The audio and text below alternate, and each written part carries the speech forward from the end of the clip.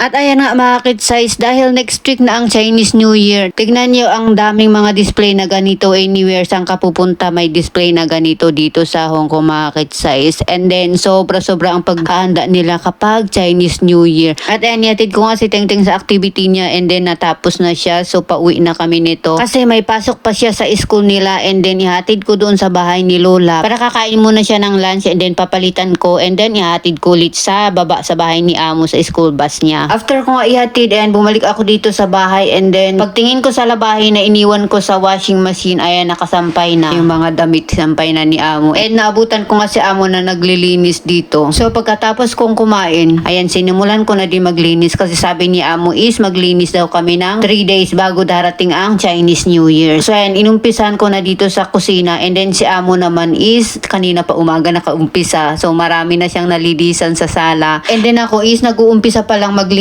kasi niatid ko yung alaga ko mula alas 6 ng umaga and then nung gumising naman si Tengteng ayun dinala ko sa mga activity niya hanggang sa niatid ko sa school bus niya and then ngayon is free na tayong magkuskus ng buong bahay ni Amo hanggang sa kisame, hanggang sa kasulok-sulukan ngayon mga kid-size kasi kapag Chinese New Year kailangan talaga is malinis ang buong bahay ng mga amo kaya inumpisa na ni Amo kaninang umaga kasi umalis kami ni Tengteng, tulog pa siya. Nung bumalik ako ayun nakarami na siya ng nilinisan. Okay naman yun kasi tumutulong si Amo at saka kahit stayin si Amo hindi niya binabantayan ang bawat galaw ng katulong niya. Minsan nga mas marami pa yung pagdudot ko kaysa yung pagtatrabaho ko pero ngayon is talagang magikin na natin ang buong bahay ni Amo and then nag-video na din ako talaga para makita niya na nagtatrabaho ako.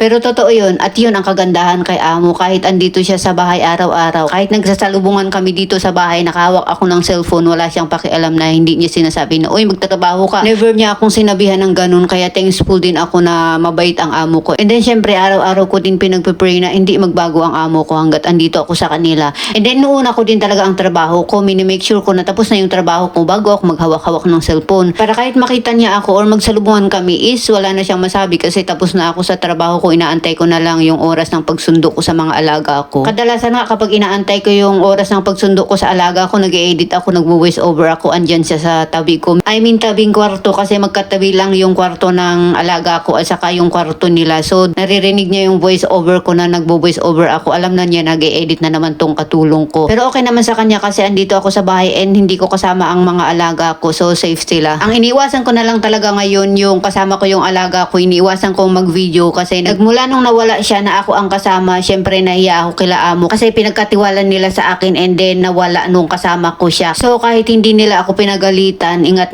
na ako ngayon sa mga alaga ko kasi kahit pasaway sila is no choice tayo, kailangan natin na ingatan sila para hindi sila mawala kasi nakasalalay talaga sa kanila ang pag-stay natin dito sa bahay ng mga amo natin. Kasi kahit gaano kabait ang mga amo natin, pagdating sa safetyness ng anak nila, once na napahamak ang mga anak nila, agoy, terminate ang abot natin. Kaya ingat tayo mga kid-size lalo na sa mga kagaya kung may mga alagang bata, ingat po tayo.